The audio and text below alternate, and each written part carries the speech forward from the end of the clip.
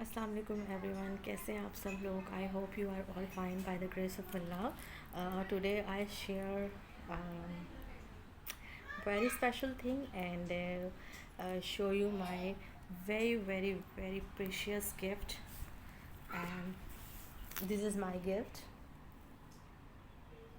See this? I'm so happy to receive this. Previous night my father gave me this very beautiful gift and I'm so happy to receive this. اور اسی کے ساتھ میرے ابو نے مجھے یہ بھی دی ہے، جس کے اوپر میں رکھ کے اس کو پڑھوں. یہ بھی بہت خوبصورت ہے and it's very shiny colour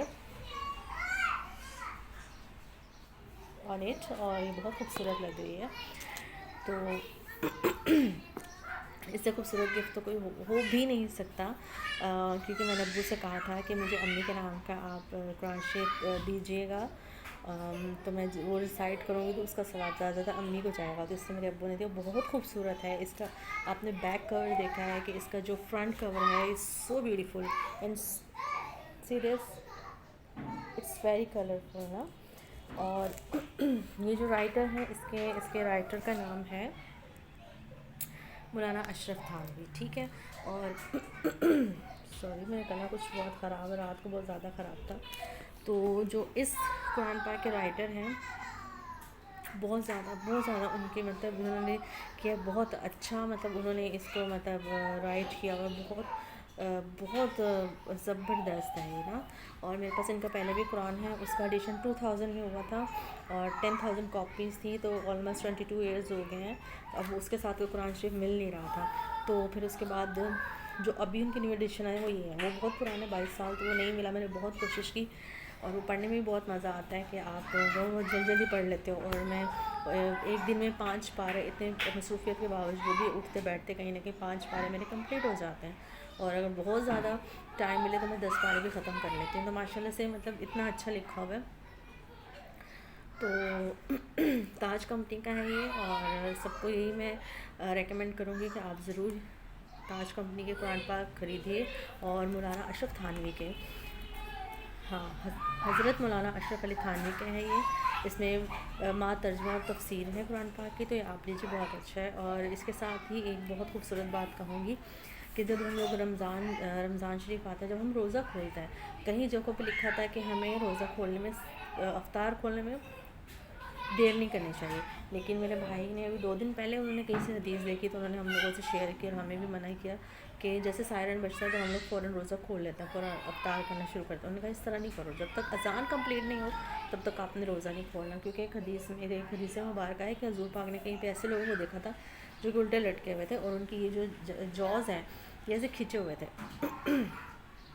تو بہت تکلیف میں تھے. تو حضور پاک نے پوچھا کہ یہ لوگ ایسے کیوں ہیں؟ تو ان سے یہ کہا گیا کہ یہ لوگ افطار کرنے میں پہل کرتے تھے، کیونکہ بہت زیادہ جگہ ٹائمنگ ڈفرینٹ ہوتی ہے. تو اس سے بھائی نے کہا پہلے آپ اذان پوری سنو، اس کے بعد روزہ افطار کرو. تو اب کچھ دنوں سے ہم ایسے ہی کریں، پہلے روزہ اذان سنتے پوری، پھر روزہ افطار کرتے ہیں. تو یہ بات جو لوگ دیکھیں وہ شیئر کریں، اور اچھی بات دوسروں تک پہنچانا بھی صدقہ جاریہ ہے. تو جب ہم پورے دن ایک فاسٹ رکھتے ہیں، اللہ تعالیٰ کے لیے بھوکے پیاسے رہتے ہیں، تو اس میں کوئی کبات نہیں ہے کہ ہم لوگ 5 منٹ اور ویٹ کر لیں. اذان کتنے 2-3 منٹ کی ہوتی ہے، تو 2-3 منٹ اور ویٹ کر لیں. ٹھیک ہے. تو بس یہی ہے کہ اگر ہم سارا دن بھوکے پیاسے رہ کے کر سکتے ہیں، 2-3 منٹ 5 منٹ بھی ہم بھوکے رہ سکتے ہیں. تو پہل نہ کیجیے، اذان پوری سنیے، دین روزہ افطار کیجیے. اور افطار کے وقت دعا ضرور کیجیے سب کے لیے. آپ کے ارد گرد لوگ ہیں، آپ کے دوست ہیں، ریلیٹیوز ہیں، نیبرز ہیں، جن لوگوں نے آپ کو دعاؤں کے لیے کہا ہے. مجھے تو بہت سارے کچھ لوگ ایسے دعاؤں کے لیے کہتے ہیں اور سب کو لگتا ہے کہ میری دعائیں بہت زیادہ قبول ہوتی ہوں گی، پر ایسا ہے نہیں. پر پھر بھی جو لوگ مجھے دعاؤں کے لیے کہتے ہیں، میں ان کا نام ضرور لے کے دعا کرتی ہوں. اور قبولیت کی کوئی بھی گھڑی ہو سکتی ہے، اور میں بہت ناچیز اور معمولی سی بندی ہوں، پر کوشش یہی کرتی ہوں کہ میری کوئی چھوٹی سی نیکی، کوئی چھوٹی سی بات، کوئی چھوٹی سی کی نیکی بھی تنکے کے برابر بھی، ایک ذرے کے برابر بھی جو ہے نا، اگر اللہ تعالیٰ کو پسند آ جائے تو میرے لیے اس سے کوئی بڑی بات نہیں ہے. اور بس یہ ہے کہ جو لوگ میری ویڈیوز دیکھتے ہیں، میں ہمیشہ ان سے یہ کہتی ہوں کہ میری مدر کی مغفرت کے لیے بہت زیادہ دعائیں کیا کیجیے، کہ ان کی مغفرت اللہ تعالیٰ فرمائیں، ان کے درجات بلند کریں اور ان کو جنت الفردوس میں اعلیٰ مقام عطا فرمائیں، اور مجھے مرنے کے بعد میرے تمام جو اللہ کی نظر میں کبیرہ صغیرہ جو بھی گناہ ہیں ان کو معاف فرما کے میری امی سے مجھے ملوا دیں، جہاں پہ میری امی ہوں مجھے وہاں پہ بھیجیں، اور میری بھی مغفرت فرمائیں، اور جو جن کے پیرنٹس زندہ ہیں، میں دوبارہ سے پھر ہر اپنی ویڈیو میں یہ کہتے ہیں کہ اپنے پیرنٹس کی ان کی زندگی میں ہی مغفرت کی دعا کیجیے، کیونکہ مولانا طارق جمیل صاحب کا میں نے بیان سنا تھا تو انہوں نے یہی کہا تھا کہ آپ اپنے ماں باپ کے مرنے کے بعد ان کی مغفرت کی دعا مت کیجیے، آپ ان کی زندگی میں بھی ان کی مغفرت کی دعا کیجیے، اپنی اولاد ہونے کا ثبوت دیجیے، ہماری ماں باپ نے ہمیں کس طرح پیدا کیا، وہ کہہ رہے ہیں کہ کچھ بھی رہ کے ہمارے لیے کیا ہے۔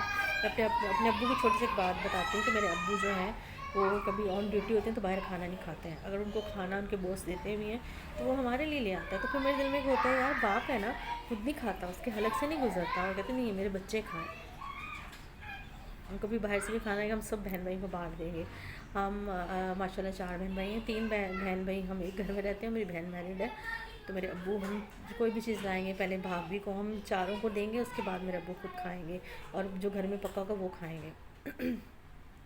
تو یہی بات انسان کو نا ایک مورل ہوتا ہے ہمارے لیے، ایک سبق ہوتا ہے کہ یار ہمارے ماں باپ کتنے اچھے ہیں، خود نہیں کھاتے، خود اچھا نہیں اوڑھتے، پر اپنی اولاد کا سوچتے ہیں، اولاد کا بھی فرض ہے جب وہ بوڑھے ہو جائیں تو ان کی خدمت کریں، ان کا خیال رکھیں، اور وہ بیمار ہو گئے تو ان کی دل جان سے خدمت کریں، اور مجھے ابھی بھی یہ گلٹ ہوتا ہے کہ شاید میں نے ویسے خدمت نہیں کی جسے کرنی چاہیے تھی، اللہ تعالیٰ مجھے اور تھوڑا سا موقع دیتا میں اپنی ماں کی اور خدمت کر لیتی، میں آنکھ پلکیں بھی نہ چپکتی، ان کے پاس کھڑی رہتی، ان کے سینے پہ سر رکھ لیتی، بس بہت سی باتیں ایسی ہوتی ہیں، تو اسی لیے میں کہوں گی کہ ماں باپ جیسے کوئی نعمت نہیں ہے، شوہر بھی مل جاتے ہیں، بیویاں مل جاتی ہیں، لڑکے بھی مل جاتے ہیں، لڑکیاں مل جاتی ہیں، پر ماں باپ نہیں ملتے ہیں، تو اس لیے ماں باپ کی قدر کیجیے، اور اگر میری بات پسند آئے، میری بات سے کچھ بھی آپ کو وہ آپ اس پر عمل کریں تو میری اس سے بڑی کوئی بات نہیں ہے، اور دعاؤں میں یاد رکھیے گا، اور میری مغفرت کے لیے بھی دعائیں کیجیے گا، کیا پتہ قبولیت کی گھڑی ہو کس کی دعا قبول ہو جائے، تو بس، اور thank you so much Abu